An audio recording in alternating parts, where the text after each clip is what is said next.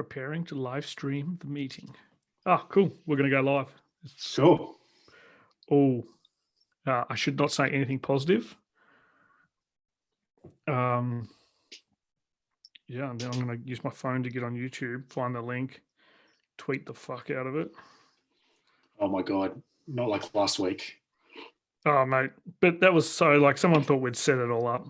I think it might have been not Richie, Jimmy Groves. They did that on purpose. Yeah. Oh, mate. Yeah, so we're live now, mate, by the looks of it. Can you send me the link? Yeah, I will. Can you hurry up?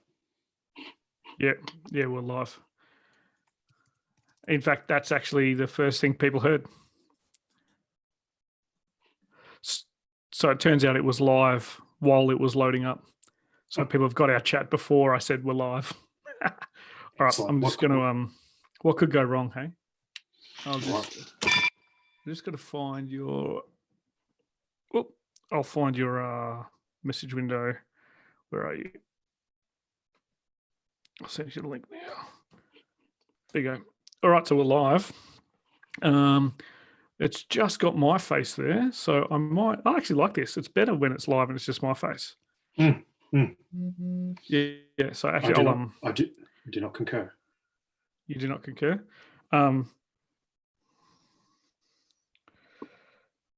Oh, what's happened, mate? It's got it's got me swearing. Why would you do that? Oh, the bit where I'm saying about last week, Jimmy thought that we did on purpose. That's all live. Oh, it's still live. Oh, okay, no more swearing. Hey, Jimmy. All right, dude. Let's do this, hey? Yeah, let's do it. As in, we just start out. People listening to us, so let's go. So when you say let's do this, you mean like let's start now? Yeah, and like your face comes up in the top corner when you talk, and my face comes up when I talk. So that's cool. All right, here we go. Ladies and gentlemen, boys and girls, podcast listeners all around this COVID world, hello, and welcome back to another episode of War for Idiots, WFI. As always, we are your hosts. I am Rich the Dimwit. And I am Mick the Nitwit. I changed the notes because I needed a shorter one in case we did subtitles, but we're not doing subtitles, so that's cool. Thank you very much. And we are indeed the idiots that you have been looking for. And today we are doing another episode, and we are doing a case study into the USS Theodore Roosevelt. And of course, it's Captain Brett Crozier. Well, it's former Captain Brett Crozier. Well, he's ranked still captain, isn't it? Yeah. Was that his rank anyway? It was his rank, but he's not the captain of the ship anymore for those that were tracking that incident. So it's a bit of a different case study that we're doing today. We have done case studies in the past, but we haven't sort of done one that's so contemporary. The stuff we're talking about is, less than a week old, really. Yeah, it is. Well, yes, it's like there's still stuff happening. Like it's not over. It's not like our US pals are probably feeling this really. I don't know. I don't have a word for that. Good. Really good pod. King of Australian podcast. Thank you. But before we do, we just wanted to start by thanking all of our listeners. We've had such a You wanted to thank them? I wanted to thank all of our listeners. We've had such a warm and heartfelt welcome back to the podcasting world. Yeah. We've already had some great reviews left on Apple. We've had some YouTube likes after Mick and his debacle trying to get us to live stream, which I think we're doing. It wasn't me. It was Zoom. It's because the world found out they were leaking all of our information. I don't think it was Zoom. I think it was you. All right. So, ladies and gentlemen, we tried to go live the exact same time that Zoom rolled out a new update. So yeah.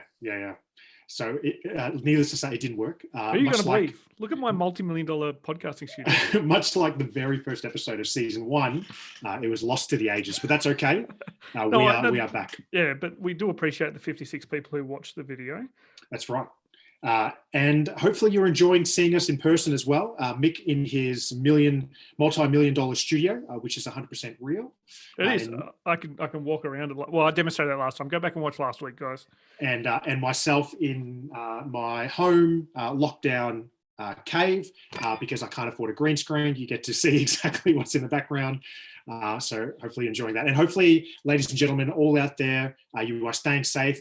you are staying healthy, and you're getting through this COVID crisis. And you're staying home.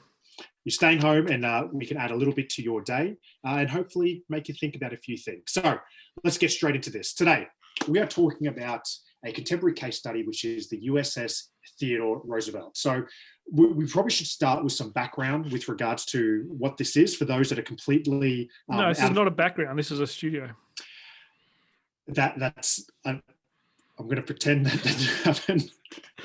Sorry, I was tweeting. I was trying to get our peeps out there. I was so jolted by how unfunny that was. I literally couldn't keep thinking. But hey, I've said it 1,000 times. We're not here to be funny. That's true. And we've proved it over and over again. All right, you keep giving everyone the background. I'm going to get this up on Facebook so people can talk to us. So for those that aren't aware, the USS Theodore Roosevelt is one of the USA's many aircraft carriers. Huge ship. A bit of background. Huge USS, what? Oh, ship. Huge ship with a P. So the USS Theodore Roosevelt is the 4th Nimitz-class nuclear-powered aircraft carrier in the United States Navy. She is named in honor, of course, of Theodore Roosevelt, the 26th President of the United States. Interestingly, the ship carries the radio call sign Rough Rider, which is the nickname of President Roosevelt, Roosevelt's voluntary cavalry unit during the Spanish-American War. Now, how good's having your own cavalry unit? Just like it's pretty cool. So she was launched in 1984 and saw her first action in Operation Desert Storm 1991. Now, we did. If you are not familiar with naval shipping, which most people are, I don't know if that's true. We all this thing is big. These aircraft carriers are huge ships that sail the ocean, and it's astronomical how big they are. They have like 5,000 people to crew them, I think. Right. So something like that. Yeah. People refer to them as floating cities. I've heard, I've never been on one myself, but I've heard that it is just like being lost in an absolute city. Some stats off the internet. So this ship in particular, the ship's company, so the people that live and operate the ship, 3,200 people. Yeah, which is astronomical. And then on top of that, the air wing, so the members of the Navy and the Air Force that operate the aircraft off the aircraft carrier, an additional 2,480 people. So over 5,500 people on the ship. It's just mind-blowing how big this ship is. And the reason we're talking about it today is because in recent COVID times, there's been some controversy with this ship, especially its captain. And we're going to go through some of those topics this evening. So we're going to cover this case study. And as I said, it's a little bit different to what we've spoken about previously. Nick, any topics that you think we're going to be covering as we go through some of these things today? Yeah, I think we'll probably cover the ones you wrote down in the show notes. Why did you're the one that brought this up. I did, because I thought because of moral courage, bravery, leadership, duty, following orders, like you've nailed everything, personal and professional ethics. And one thing that I've found, the hashtag Mule Twitter community out there on Twitter have been really going after is this whole idea of, you'll know this saying, mission first, men always, which I hate that saying because I don't think it's one, it doesn't make sense because you're starting off a list and then your second point isn't listed in priority order. But also, apart from the English language semantics of it, by separate, I don't see them as separate, right? Like, because, if he decided mission first and no men, or women, he can't crew that ship. There's 3,200 people to crew it, right? So I wanted to get into it to understand and talk with our listeners about how this idea of the mission or the men. It's not actually and by men I mean both genders. It's just a term. It's not actually something that you can separate easily. And I actually personally don't believe he was trying to separate that. And when we get into it, we'll probably talk about how his idea of the mission and the welfare of his crew was so tightly interlinked that, it's not a question of either or. It's a question of the whole thing. Can it be achieved or can't it? That's right. And I think that last part you said about either or, the polarizing effect that this case study has had on people. People have gone, oh, he's made the right decision. He hasn't made the right decision. It's all about the crew. It's all about the mission. It's really divided a lot of people out there, which I think, after researching into it, after you recommended it, why it makes it a very good contemporary case study for us to get into. But if you don't understand anything we're talking about yet, we're going to explain some of the background now, and we'll get straight into it. We can't guarantee we understand it either. No, I can guarantee that you will understand it. I don't know where it's going. You know, when you're halfway through a sentence and you're not sure where it's going to go. Yeah, that happens to me all the time, and then my co-host really attacks me for it. Yeah, that guy is such an idiot. Okay, so let's look at the background. Yeah. So a couple of weeks ago, this huge, ginormous aircraft carrier, the USS Theodore Roosevelt, is sailing. The huge ship. The huge ship is sailing from Vietnam into the Southeast Asia region. Why is this ship out in the region during this time of pandemic? Well, we have to understand that this ship is a huge part of the American security infrastructure. Yeah, and the pandemic's not going to spread itself. That's a lie, ladies and gentlemen. You can see it does spread itself. No, that's obviously not why they were there. So this ship in particular is one of the USA's forward station ships, okay? And it maintains this forward warfighting presence known as forward waters, okay? So it's away from shores, not in the front line, but has this huge presence out there where it needs to have a presence, and in this case, in the Southeast Asia region. Now, in the time that this incident occurred, and we're talking 2 weeks ago, there were 3 of these ships in total out there, including another aircraft carrier out in the Persian Gulf and one in Japan. So this is just the context of what the ship is doing out there in this time. And of course, the US Navy has up to 10 or 11 of these huge deployable large deck ships, of which only 2 or 3 are typically deployed on station. What ships? Large deck ships. Right, okay? large decks on the huge ships. You've got to be really careful with your diction as you're talking, as you're going through some of these words, okay? I think you mean diction. So as we're going through, please don't tell them that was funny, everyone. So as we're going through this case study. It was hilarious. So this ship is on sale back from Vietnam. And on the 24th of March. How much for? Oh my God, that's terrible. So bad. Well, you're the one trying to sound like a sailor. It was terrible. sailing back from Vietnam on sail. Oh my God. So on the 24th of March, 3 of the sailors test positive for COVID-19 whilst they're transiting from Vietnam. And in the next subsequent days, the numbers suddenly begin to rise rapidly on the ship. Now, a huge ship, but not in particularly huge area for 5,500 people to be crammed into. Right, so the ship is ordered to stop its current sail schedule and pull into Guam, and that's on the 27th of March. And I'm being fairly specific with the dates so you can see how quickly this time frame sort of comes together. Now, on the 27th of March, what we can gather is that Captain Crozier has received Crozier. No, you've written Crozier, and that's a person who has cows. But Crozier, sorry, yeah, with a C. And that's a person who gets fired from ships. So. Captain Crozier receives fairly limited advice on how to deal with the spread of this pandemic. He's being told on the ship, practice social distancing, practice hygiene, keep people away from each other. Like it's a big ship, but come on. A big ship, but there's also a lot of people. Yeah, and maybe our listeners don't know what hot bunking is either, where like some positions on the ship, they literally share bunks. So sidebar. So I have a friend in the Navy, and he told me about a trip that he did once, and he hot bunked with another guy, and that is 1 bed, 2 people. So only one of you is working at a time. So you share the bed. Hence you need less beds. 6 weeks he did 6 hours on, 6 hours off, hot bunking for 6 weeks straight. It sounds like the most miserable cruise ever. Why would you join the Navy? I just don't know. I don't know. Do they call them cruisers? I don't know. Or maybe they call them sailors. No, they definitely call them cruisers. Cool. But anyway, so from what we can tell, he's been given some pretty harsh, or not harsh, but pretty limited advice on how to deal with this situation. Advice.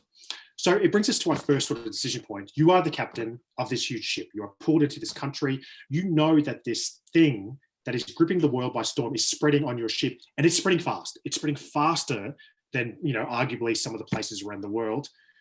What do you do? And I think there's a lot of sort of difficulties on what could he have done? What should he have done in this point in time? I mean, he has a job that he has to do, but does he have all the tools? Does he have all the information to do this job? I'm not too sure. And all around him at this time, the world is literally falling apart. We're talking about the end of March here. The epidemic is hitting us the hardest, and we're trying to understand what we need to do in the world. So what are your thoughts about this man at this point in time? Like, he's, you said, it's like people call it like a floating city. At this time, you know, he's got to feel like a guy on a lonely island. And I don't mean that really cool music band, but you know, it's a pretty lonely sort of world for most of us sitting in ISO because of the Rona. But like this guy goes for advice, and it's just like they come back and say, you know, basically do what everyone else is doing. It should work for you because you know it's clearly working for the US right now. That's sarcasm. Pull your heads in, US. Learn to deal with the pandemic. But you know, it's good. Reece Crawley's there. He's liking our case study. Hey, I'll write something back like you suck, Reece, or something like that. You know, this guy's lonely. He goes for advice, and they give him the same advice they're giving school children in the US.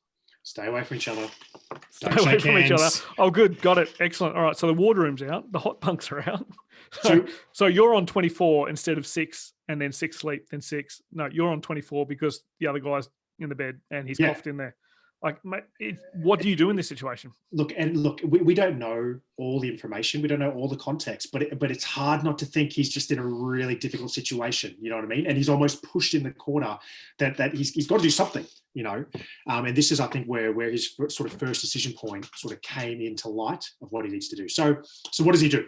Well, on the 30th of March, 3 days now in the timeline, numbers are going up for people that are testing positive on the ship. He writes a letter.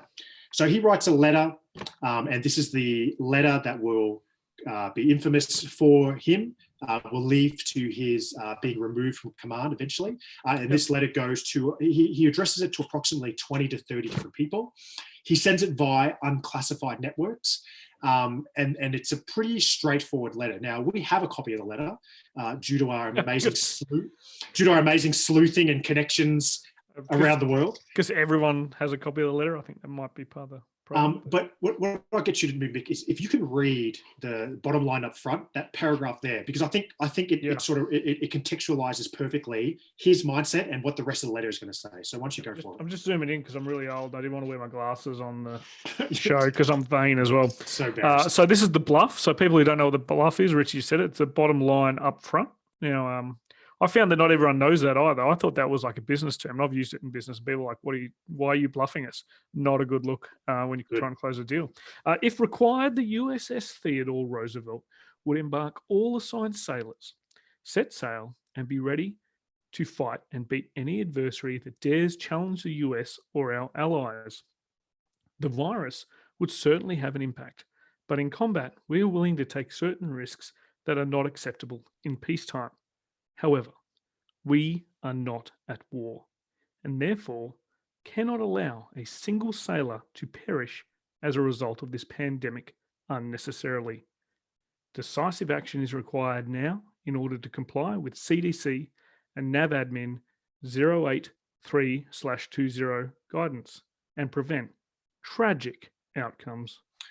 And I think that's a really good start to this letter. You know, we are not at war. At this point in time, the lives of the people on the crew are my number one priority, which is what he's saying. So we need to do something. If you needed me to fight, I'd fight. You don't need me to fight right now, so I need to keep my sailors alive. Yeah, exactly. And so he goes through the detail. He goes through the case study of one of the cruise ships, the cruise ship Diamond Princess. And the final sentence of the abstract that he takes from that case study, because it's kind of the same thing. It's a ship, thousands of people. And he says about it, conclusion, the cruise ship conditions clearly amplified an already highly transmissible disease. The public health measures prevented more than 2,000 additional cases compared to no interventions. However, evacuating all passengers and crew early on in the outbreak would have prevented many more passengers and crew from the infection. So he's sort of saying, look, I think we have a solution. And the solution is here in Guam, we need to just evacuate everyone. And he says it in the letter as well. He's got a proposed strategy, maintain maximum warfighting. However, get everyone out, get them isolated, get this thing under control, and then we'll be back on board and we'll be ready to go. And I just wanted to read the last paragraph that he has in this letter. And this is, these are challenges associated with securing individuals lodging for our crew. This will require a political solution, but it is the right thing to do. We are not at war. Soldiers do not need to die. If we do not act now, we are failing to properly take care of our most trusted asset, our sailors. And then he signs off the letter. Now, look, a pretty powerful letter, in my opinion. I think he's stating, he's putting all his cards on the table. He's saying, there's a solution to this. I need political support to make this solution work. And I think it makes a lot of sense. What are your thoughts on this letter? Anything outside of that? No, and I think, we'll go into the controversy, but, a lot of the controversy was not as, was more about where it was received as opposed to the contents. But, this is not someone shirking his duty. This is not someone saying, hey, I don't know what to do. It's all a bit tough. So we're just gonna dock and you lose your online carrier. What he's saying is, if you want this carrier to remain ready for war, we'll do it. But at the moment, we're at peace. So how about we sort about looking after our sailors? I think it's a very reasonable, sensible letter outlining the concerns that he has in both the lives of his sailors and being able to maintain capability. Absolutely. And I think the very crux of the problem that he faced is that we are discussing this letter 2 weeks after it's been sent. You know what I mean? And I think that's the issue that the Navy had with it. Yes, everything you said was amazing. Everything you said is right. And we'll talk about, what happened afterwards. But why did you send this to everyone? Why did 20 to 30 people receive this letter? I have no idea why we were on the list, to be honest. I don't know why he sent it directly to us via Facebook, but thank you. No. The day after it was published, so on the 31st of April, it was published in the San Francisco Chronicle. 31st of March. Sorry, March. April, that hasn't come yet, 31st of April. Yeah, I don't even know if there is one, is there? Which is where we obtained our private copy. And so I think that's the crux of it. And that's kind of like the real polarization of this case. Compassionate, mission-driven man, but putting the mission aside to save the men and women under his command. But the way that he chose to do it wasn't really aligned with how the military wanted him to do it. So I think that's really the issue that we have here. Yeah. Can I just take a time out? I've just seen a tweet from a very esteemed academic on the laws of war. And in a book she's just released, she discusses a policeman whose name was Frederick Sickadick. All right, let's go back to Crozier. And when we say he was fired by the Navy, for those who aren't familiar with the US system, they have secretaries of each of the services as well. So in Australia, if you said he was fired by the Navy, that'd be the Chief of Navy, right? It would be a military person. In the US, it was fired by the Secretary of the Department of the Navy, so the Secretary of the Navy. So he wasn't fired by a uniformed person. Yeah, so Trump brought him into his office and said, "You're fired." Basically, that's how it happened, yeah? No, Trump wasn't on the carrier. Okay, gotcha. I don't know. He might be, but he's a robot, right? So they might have had a Trump robot that he could just. I was just thinking about the show. I love that show. Okay, so. The Apprentice. Oh my God! I never saw it. It was really good. It was actually really good. Okay, so the question is, did he do the right thing? Because a lot of people, I've read a lot of articles about this now, and the people that are not on his side are saying that he was very alarmist in nature. Someone on Twitter sort of said, "Hey, his immediate supervisor was already on the ship and they were already dealing with the situation, and he didn't actually need to send this letter, but this was more of getting himself out there," which, you take that with a grain of salt. But did he do the right thing? I think it's all about, he wanted to be sacked.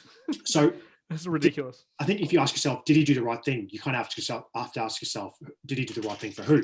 So I think if you ask yourself, did he do the right thing for the sailors, for those of whose welfare he, seems like he was genuinely looking after? I think he did. I think he was very much looking after the welfare of the sailors. And I think that is shown in how this case certainly came to my attention in the video that went on Twitter.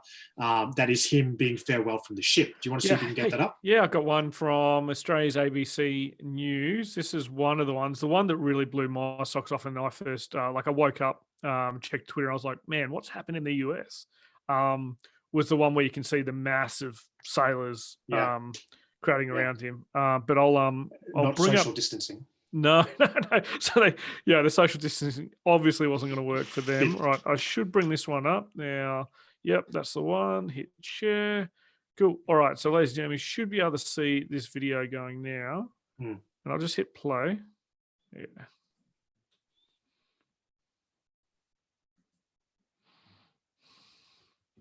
So it's him being farewelled. Yeah, you can't see him because there's so many sailors. Yeah, everyone's clapping. I mean, it's 5,000 people. They all, you know, he very much sacrificed his career for them.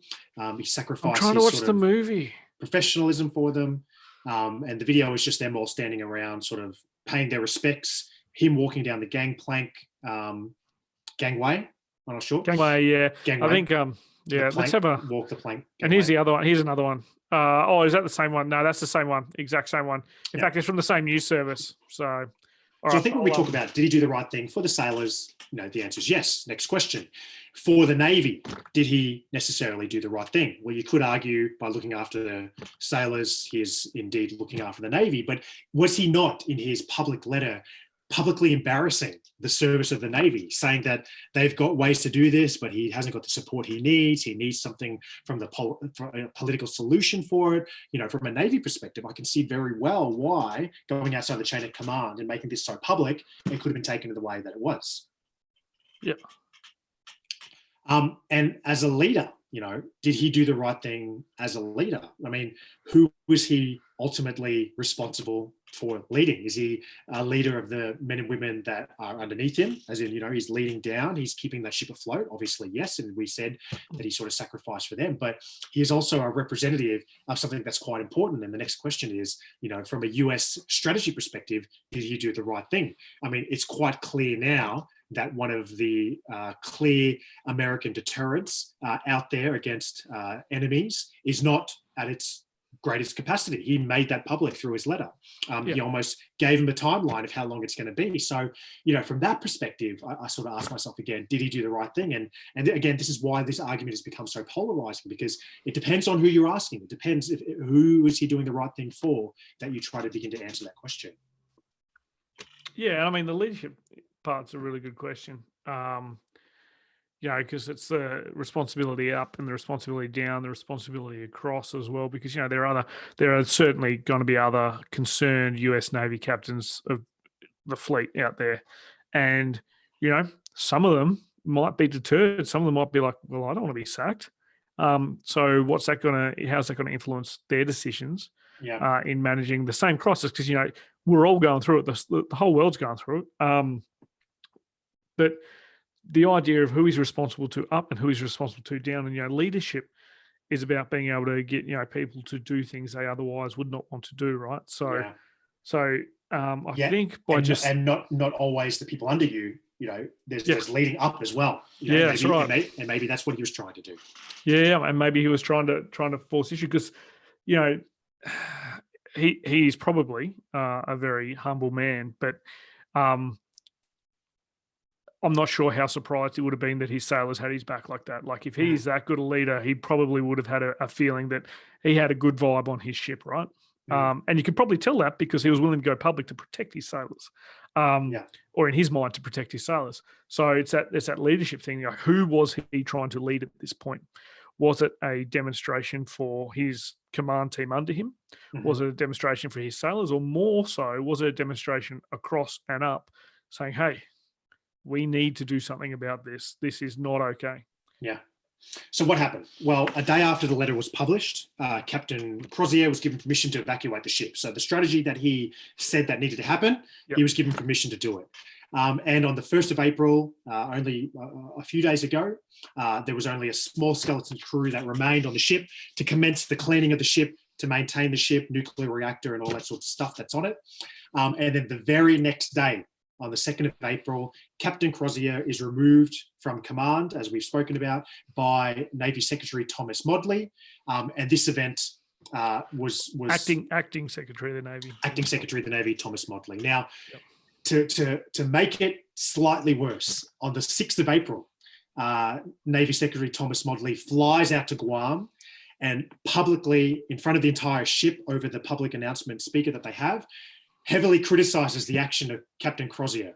Says that he's not a great captain. He was alarmist. What he did was not correct, writing this letter, which from everything I've read has not gone down well.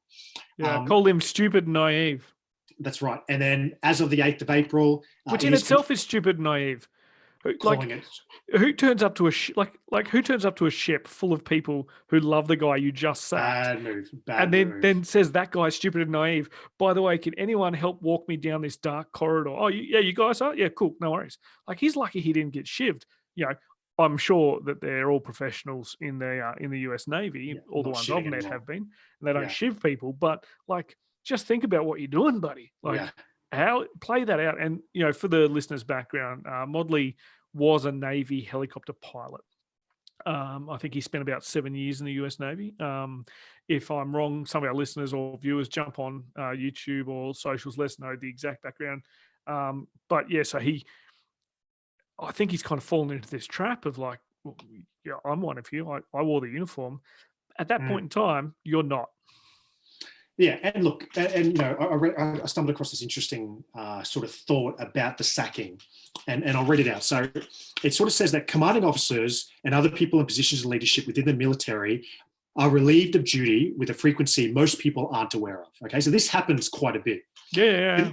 Generally speaking, if something goes wrong on a ship, regardless of whether the commanding officer played a role in it or not, the captain gets fired, whether he was asleep in his cabin at the time or not. Captains can delegate authority to those below them in the chain of command, but they cannot delegate responsibility, which I think is a fantastic line and so true. However, the call to fire a commanding officer is usually made within the military leadership directly above them, and almost never escalated to the level of the Secretary of Navy or Secretary of Defense.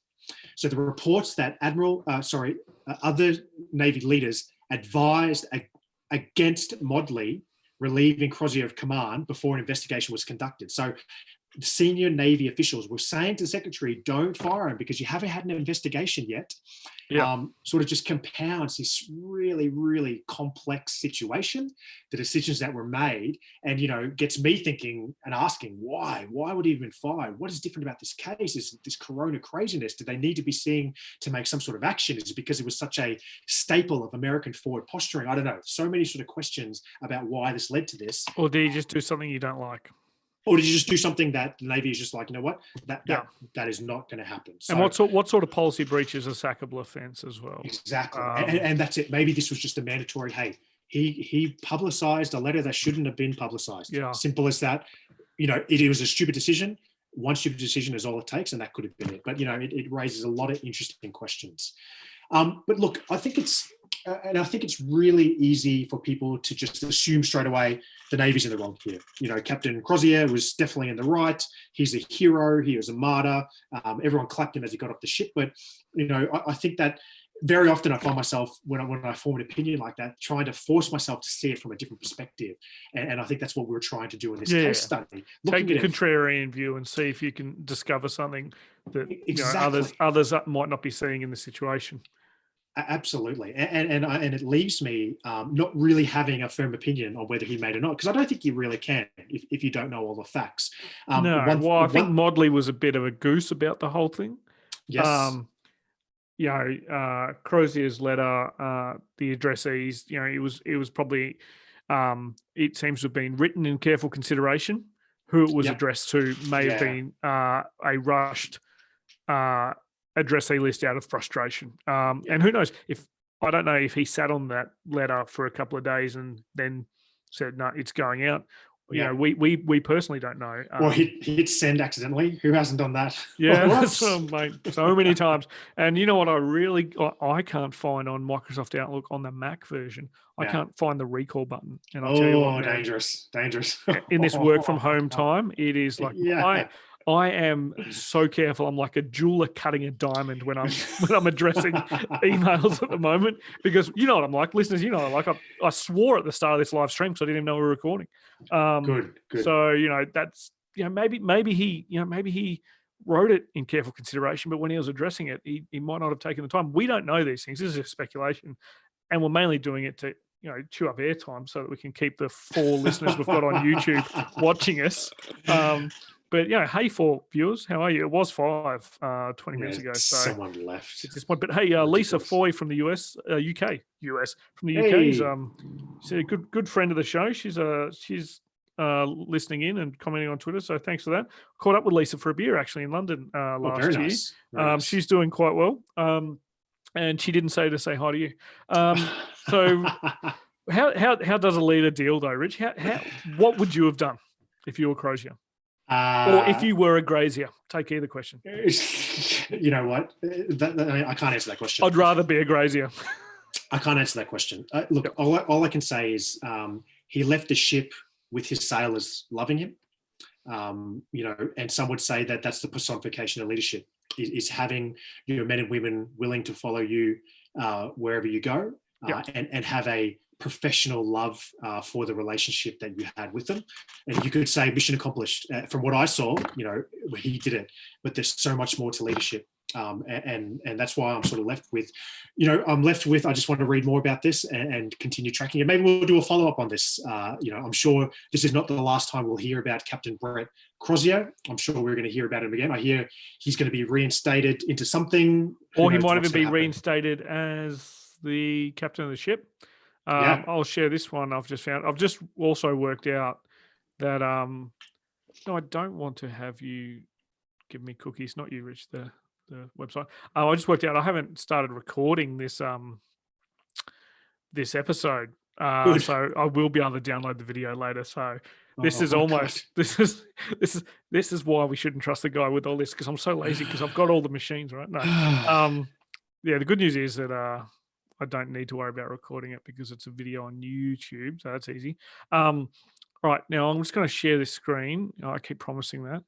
Now this is from a website I don't normally read in Australia, but the Business Insider. I probably should actually, given my day job.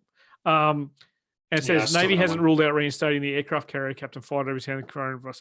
Now, does that mean reinstating him into something as the captain, or into something? Because it would be really hard to bring him back. Yeah, big time. I mean, big time. But they've made him a martyr, right? So you remember, Richie, when there was a scandal in the Australian Defence Force Academy, and the minister, a politician actually. So for our listeners out there who don't understand the difference between US and Australian systems, the Secretary of Navy is a political appointee. He's not actually a politician, but they're chosen by a partisan politician. In Australia, we have similar layers, but the Minister of Defence does a lot of what your Secretary of Defence would do in the US. And the minister summarily removed the commandant of the Australian Defence Force Academy during a particular scandal because of his perception of the handling of it. And in the investigation, it turned out that the commandant had handled everything appropriately. It didn't matter, though, by the time that had been done, politically they'd created, wasn't as much of a martyr as Crozier. The cadets didn't all stand around and send the commandant off. They probably didn't even know he was fired until days after he'd already left. And that person, maintained their rank. They were, I don't think their career went much further, but they probably didn't want it to after that stage because they'd been treated so roughly. But it goes to show that, if you create a martyr, are you furthering your cause as well? And also, if you become the martyr, so all of this is really good for Crozier, right? He's given publicity of the issue. He's fallen on his sword, but he is not there right now to look after his sailors. That's right. So it's a tough one, hey? Regardless of where you fall. Irregardless of where you fall on this, what scale of whose fault it is, did he do the right thing or do the wrong thing? It is an interesting case study because it's an interesting case study because it really highlights to me one of the true and often appearing leadership challenges that military leaders face nowadays, and potentially challenges that leaders didn't face to such scrutiny, such speed in previous case studies or in previous military experiences that we've spoken about. Having this globalized social media public eye on everything you do and all the decisions you make, Yeah. and forming such strong opinions on that is certainly something that we deal with. Well, not we, but the military and war fighting institutes deal with in the contemporary time, which That's a pretty tough. Great segue into a book I'm reading at the moment called From the Gracchi to Nero, and it's about the fall of the Roman Republic, right? And one thing that used to happen a lot, and the speed is the bit that you're talking about here, is a lot of the consuls would go off and they'd have to fight these foreign wars. Not wars of choice apparently, but Rome had set the conditions for them. But there were special tribunals set up where anyone could lay a charge against a general because they thought they had misconducted themselves in the execution of a war. In fact, the whole Julius Caesar, let's say storyline, I don't know his history, but Julius Caesar's career trajectory, him crossing the Rubicon was because he decided to fight rather than go back to Rome as a citizen and risk being brought up on charges by a random politician who wasn't on the front line with him, understanding the war. Now, that's a really big simplification. All the historians and all the Rome fans are just going to smash me. But it's interesting to see that this has been going on for a long time. And now, with the speed of transmission that we have and the amount of people that can weigh in on the debate, you don't have to wait for a politician to do this. Some bloke sacks you, and then you've got everyone on Twitter telling you exactly what they think about it. And I tell you what, I'm on Twitter a lot. A lot of those opinions just aren't worth the 140, 280 characters that they're written on. Most of them mine. But they're real. Right, Rich. But they're real. They're real. That's right. That's regardless of whether or not they have any weight, it's still there. Let's wrap this thing up. So that is the case study. That's the case study of the USS Theodore Roosevelt and the plight of Captain Brett Crozier. The really big ship. It continues, and we will continue to track it and hopefully do a follow-up. Of course, and if Captain Brett Crozier is out there, feel free to call into the show. Yeah, I'm sure you're listening. Show. Don't call tonight, though. I'm going to bed. So as we finish up, let's talk about our socials. Mick, what do we got out there? So we've got a YouTube channel. So go to YouTube, search for Rich space N space Mick, Rich and Mick. It's got a couple of videos on there from this season. They're the only videos we have. But if you want to look at our faces, do it. I've got a wicked beard. Richie has no hair.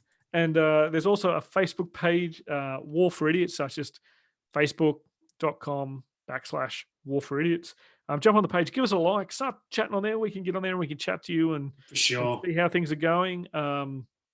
And then individual Twitter pages. So we've got the show's page, which is at @War4 Idiots.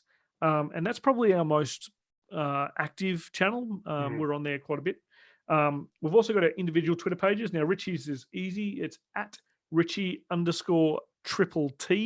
That's 3 T's. Don't write triple T in there. And there is myself at Mick_Cook. Now, if you want any more of those websites and addresses, go back to the video of episode 1. I put them up on the screen. I'm not doing it on the live show because, as you've seen, when I try and get too technical, I end up doing things like recording while we're swearing and setting the show up. So, hopefully you've enjoyed tonight's episode. Hopefully it got you thinking. Go back and check out our back catalogue. You can download one of the other 18 episodes or so that we have done. And leave a review. Go down there, click on some stars, hopefully in the 5 area. Yeah, we'll take 4. We'll take 4. We'll take 4. Minimum. We'll like 5. There's already a few reviews from last week's. Thank you very much. Hey, and it was really nice to get some good feedback on, I felt welcomed back by a lot of people, and people enjoyed the kind of recap that we've done.